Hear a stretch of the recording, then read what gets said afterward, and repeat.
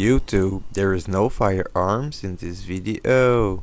Welcome back to the Loki Airgunner YouTube channel. In this episode, I will be shooting the Beeman Qb78 in .177, the tuned for Canadian market at 495 FPS. I already had their accessory rail on my Qb78, so now I will be trying their muzzle brake. I got two kind. I don't know if that's a standard. I don't know, French Canadianness. Basically, I'm from Canada and I cannot get an LDC.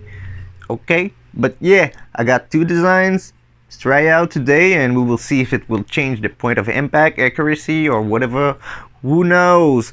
I can notice right away that this one is quite a bit bigger than this one. So we are going to start with this one. I will be using this bipod that Buckrail also sent me. So thanks a lot to Buckrail Custom Airgun Accessories. Make sure to check them out. Buckrail will allow you to get a bipod on your Qb78 and maybe make it quieter if you're not from Canada. I don't know what you think, but that's pretty cool. I can now put it on the ground for now. By the way, my barrel is 15mm, and if you ordered that, make sure to check if yours is 14 or 15mm. I had to do a bit of sanding on the accessory rail to make it fit my 15mm barrel, but this is 15mm already because there's two options. I want to take a few shots first, so I will put some Crosman CO2 in my Qb78. This one has a weird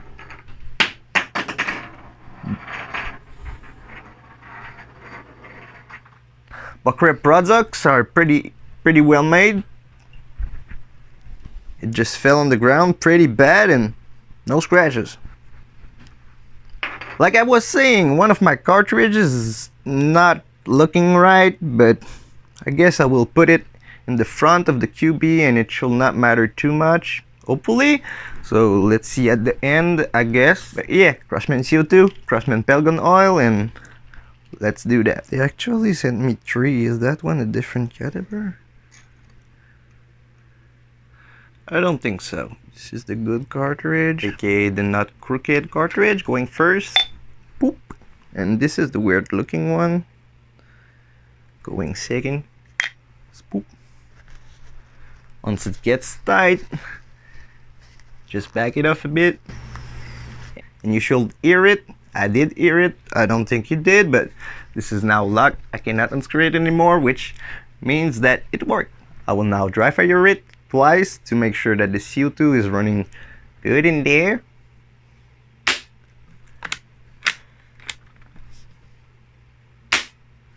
This thing is so quiet already, but a muzzle brake could look cool, so we are going to try that today. By the way, I will be using Splatterburst targets. Thank you, Splatterburst, for the free targets to show the people. Made in USA, really nice rack tip targets. Okay, check them out. The price is very fair if you compare to China ones, at least in Canada. So make your research, and if you want to support a USA company, do that, I guess. I will be warming up with Wadcutter 7.4 grains and probably trying JSB Simply after that, just because it's a budget but good pellet and it might be good to split a card on a future challenge with walnut and steel in real airgun adventures. Who knows? Anyways, I will pass the mic to voiceover Loki outside from 10 meters and keep clap.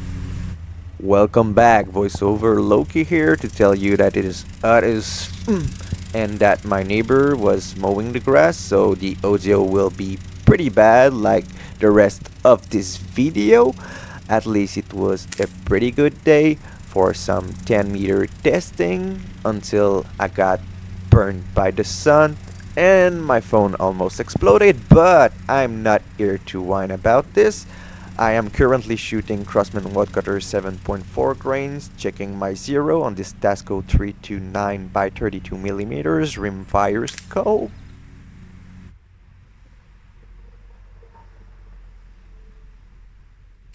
I was not even hitting this nice Splatterburst target, so I decided to try with JSB Simply just to make sure it was not the pellets. I guess my zero was not that good. Last time I shot it was with dome pellets from a bit further, so I don't know If this has something to do with it, I'd have to check my last video to know that. I will link that below for you to be able to tell me, because I probably won't have time to do that. That's what he said. But let's come back to the video a little bit. My scope clearly needed some adjustments, so I started with 6 plus 6 clicks, which is 12 clicks. So let's see what that will do for us. In fact, I did take time to watch the last video, and I've learned that Beeman says in the manual to not shoot it over 40 degrees Celsius. Yeah, I guess thanks to my fancy overlays for this information.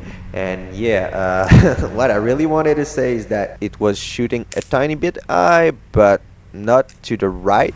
Last time that I shot it from 20 yards with dome pellets, so I'm curious to try that next time I shoot it, just to know if the point of impact is different for different type of pellets. But I also remember that last video I was whining about my scope leveling, so that also might be the issue. So yeah, basically with a bunch of sweat in my eyes, I just gave it 12 clicks down, hoping it will finally do something, because I think it should move more than that with the clicks I gave it yet.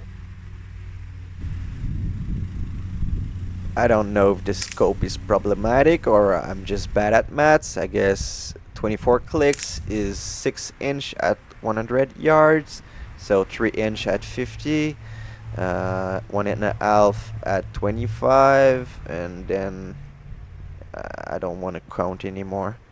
So I gave it some more clicks, as you can see, trying to get there. And then this happened. I don't know. It was in the center and it is not anymore. Maybe it is just because I'm shooting at an angle and my scope is not leveled. I don't know. Please learn me some stuff. We are learning together.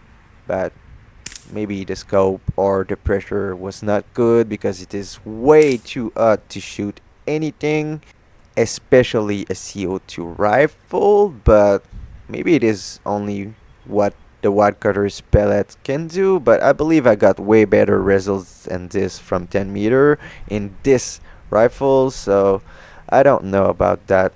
As you can see, it was very hot. I'm all wet and stuff and not really comfortable, but you know, we do what we can, we shoot when we can, we try to have fun. But to take one thing out of the equation, I decided to shoot only JSB simply from now, because they seem to shoot quite a bit better. By the way, let me know if you like talking videos like that, or if I should just talk less and let you see what happens and make shorter videos and just not show you the shooting. Leave suggestions. I want everybody to be happy, and this video was bad anyway, so I'm experimenting. Quite honestly, at this point, I kind of wonder why I even edited it, but yeah. To be on a positive note, the QB is shooting pretty good, even though it is not shooting where I want it to shoot. I don't know if the adjustments were working right, if the heat was messing with the scope, but I guess 4 clicks did more than 12 clicks did on the elevation. Even 24 clicks did on the elevation, so I don't know, but I'm hoping that this zeroing video will be over sooner or later.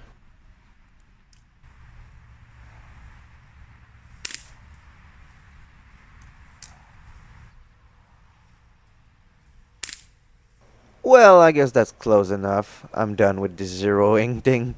I then took a little break to let myself cool down.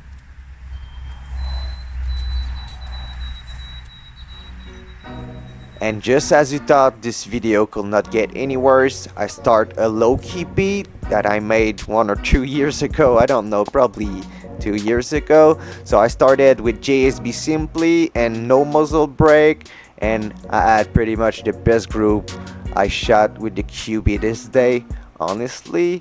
Then I tried with the muzzle brake with the bigger hole, and the point of impact did seem to change a tiny bit.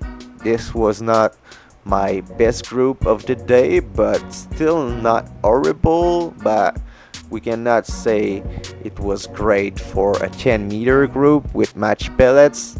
Was it luck or was it not? Let's see that. So I started this group with a pretty bad flyer, but the next 5 went pretty much in the same hole, so that's not bad.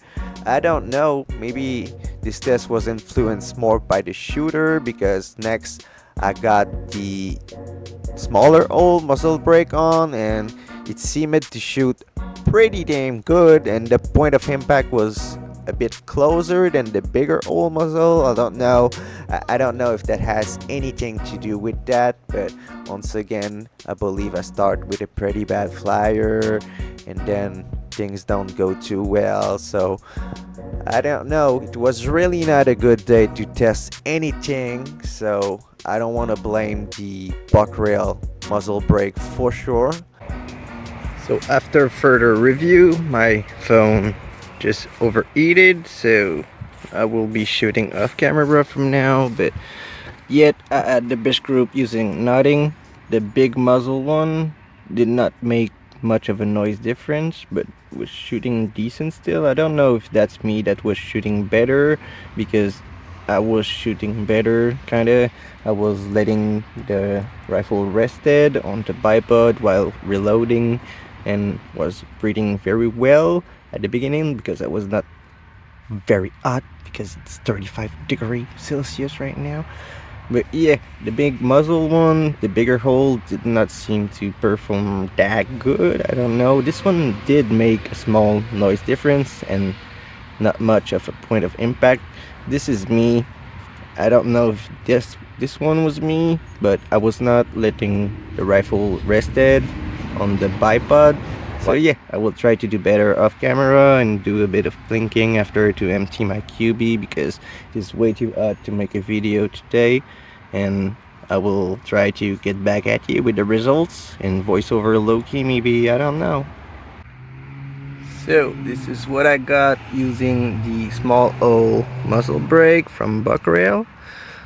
Now I guess I will take it off, even though I'm at around 60 shot on 70-80 consistent shots on 2 cartridge, and in this keep in mind this is a 495 FPS detuned version, so the shot count is better. I got a video documenting this somewhat a bit, so go take a look at that. It is better than this one with the overheating fountain and stuff. Okay. Alright, so this was with nothing on, 2 5-shot groups. This was a bit bigger than this one. This might be a bit smaller, but the splatter might make it look like it. So I will put the muzzle brake back on, even though I'm at around 70 shot, which is limit for the CO2, even though it's very hot, so that might help a little bit.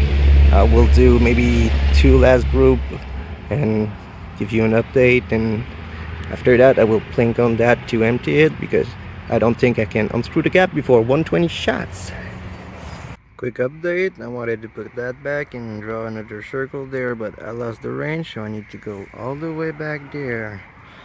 I don't know how I did that. Maybe I left it on the table and the bipod took care of it, but I've spent the last 5 minutes looking in the grass, and now I'm all hot and wet, and today was a good day and this was a bad video. Alright, so this was with JSB Simply 5 shots with the muzzle brake with the smaller hole. This was also 5 shot with the muzzle brake. Then I tried 5 shot with nothing, which is very comparable. This is again with nothing. I guess this is kind of bigger for the most part. I guess it is very comparable. I don't think the muzzle brake is affecting accuracy or point of impact very much. I think the shooter does more than anything else. So I guess I will need to test more with that later. It is awfully hot out here and my camera will not work, so I'm out of here. So thanks for watching still.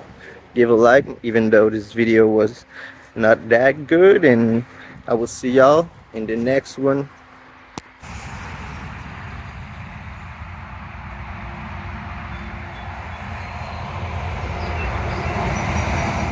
Make sure to check out Buckrell Custom Airgun Accessories. Thank you, Terry, for the support to my channel, and thanks to everybody who does in any ways. See you.